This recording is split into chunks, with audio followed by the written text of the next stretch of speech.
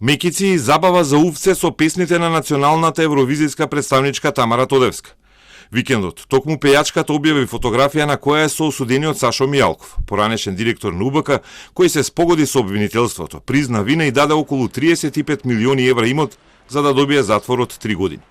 Мијалков инаку е на здравствено одложување на затворската казна. Наместо на 8 август треба да се пријави во Струшкиот затвор во Теферич во понеделник на 22.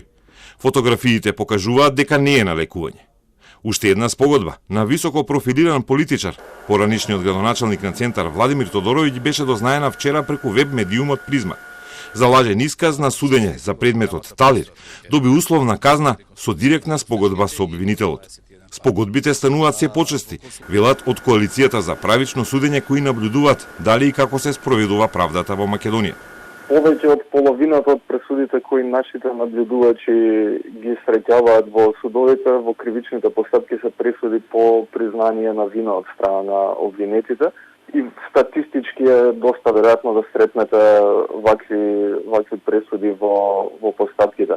Проблемот според Аврамовски е што судиите многу ретко или речиси никогаш не проверуваат како се спогодиле обвинителот и обвинетиот, ниту пак објаснуваат зошто се изречени за јавноста преблаги казни, особено за високо профилираните случаи со функционери. Независно што имате случаи на спогодби, судот секако мора да ја оцени таа спогодба која што е понудена од страна на обвинителството и обвинетиот.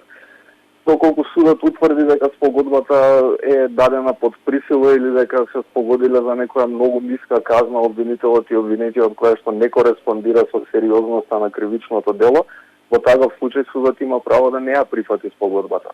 Последната спогодба на Тодоровиќ за лажен исказ е склучена на 1 јули, а неговата сопруга пак признала вина и се спогодила за делото по пречување на правдата во предметот Талир, каде е обвинет и Никола Груевски. Добиле условни казни, иако законот за тие дела пропишува затворски од минимум 4 години за Тодоровиќ, односно од 1 до 10 години за неговата сопруга. Од Скопското обвинителство за Телму убедува дека лажниот исказ во полза на обвинетите во Талир сега нема да се користи во судењето. А доколку Тодоровиќ го повтори истото во судници и повторно лажно сведочи, ќе му биде активирана казната од 2 години затвор. Спогодби покрај Мијалков и Тодоровиќ со обвинителството склопија и Орце Камчев, кој доби 1 година затвор, Ненад Јосифовиќ, Зоран Милевски Кичеец 2 пати, но и многу други обвинети во предмети на СЈО. Министерот Тупанчевски пак најави дека ќе се вршат анализи на спогодбите на обвинителството, за да се утврди дали казните се соодветни на кривичните дела за кои се склучуваат спогодбите.